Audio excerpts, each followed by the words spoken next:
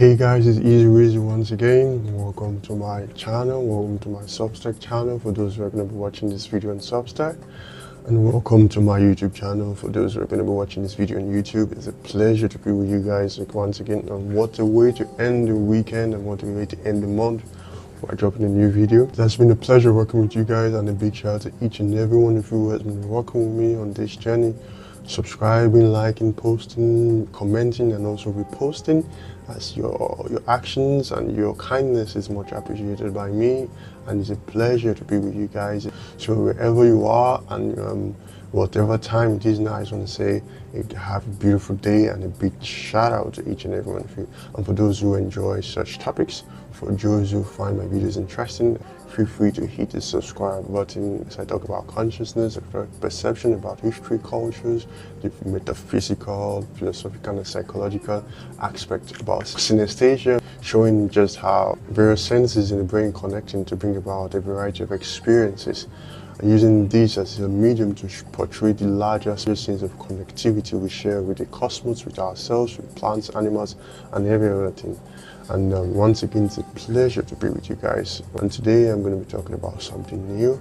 And before I do, I'll just want to go and touch about the concept of God, as I've always talked about in the past, as the concept of God has been debated for thousands of years, has been talked about for decades. It has gone down, it has risen, it has died, like someone said, like Nietzsche said, but it has found itself back to life again in a sense.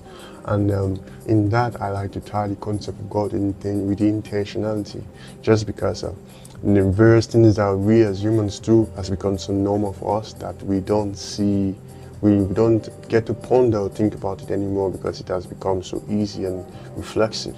Just like where I talked about when you're using a restroom, when you're cooking, when you're eating, even when you're using your phones, like I portrayed in my last videos about how you actually have to charge your phone to prevent from running down. And today I'm going to be touching it, tying it up with learning a new skill. The intentionality it takes for you to learn anything, the intentionality it takes for you to be able to learn how to read, to write, to acquire the new skills. It requires consistency and the willingness to do it. And in that, it is what I like to tie with the concept of the divinity, and in a connection with the divine, and we tie with the metaphysical and the connection that is in between them. And today I'm going to be talking about something new. Before I go, the title of my new video today is The Secret Life of the Inanimate. The Secret Life of the Inanimate. Yeah, the core idea behind this video, I'm going to be reading now, and I hope you enjoy. The boundary between living and inanimate is artificial. Across cultures, mystics and modern science alike shows us that all of matter vibrates its aliveness. Life is not inserted into object, it is awakened through attention and interaction. Humans, animals, earth and the cosmos share the same body language of being. And that's the core idea behind this video I'm going to be putting out. I like to portray my ideas in short poems, in prose and short write-up, and I hope as I read out, I hope you enjoy listening to it. Open your notebook, draw a line. On one side, write living, and on the other side, write inanimate or non-living. Now close your eyes. Ask yourself, is this line real, or is this something our mind has invented to keep the world tidy? Because look closer, the rocks, the rivers, the mountains, all of them are in motion. Not with muscles, not with lungs, but with atoms, with vibrations, with invisible magnetic dance that never stop. As we know that the earth is always orbiting around this axis in the ecliptic, and in that vibration, so everything is not at still, everything is vibrating, and vibration needs oscillation, and oscillation needs motion. So meaning everything on a micro scale, everything is in motion. The magnetic shadow of life. Electricity and magnetism are never separate. When there is one, the other appears as like a shadow. In the same way, what we call living and non-living are just two forces of the same coin. A tree has saps, but the stone has minerals that pulse in slow time. The human heart beats, but so does the earth's molten core. Neurons fire in the brain, but stars fire in the sky. Perhaps the living between animate and inanimate is not life versus life, but only fast life and slow life. The transfer of aliveness. Think of how fire leaps from wood to air, from spark to spark. Think of how seeds fall into the soil. The still dark earth becomes alive with green.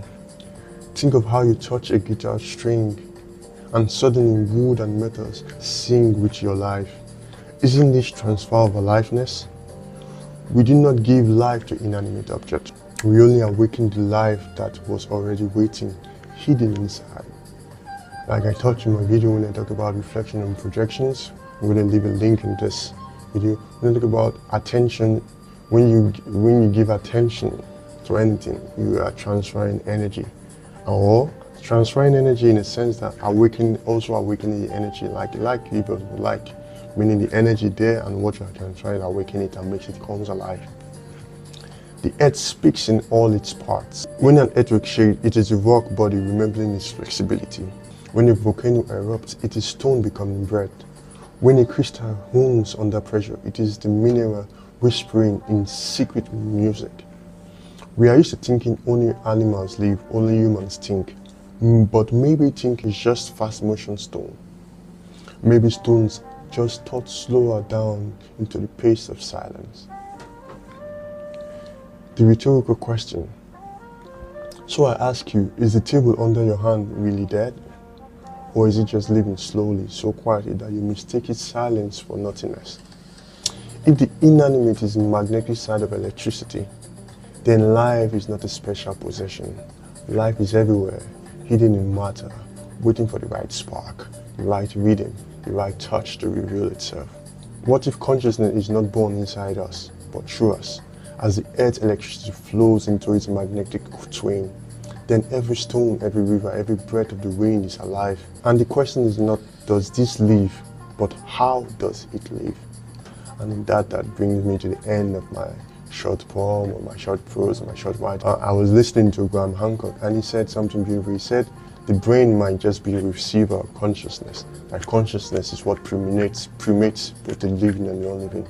That in everything there is consciousness. And that's a very, very nice way to understand it.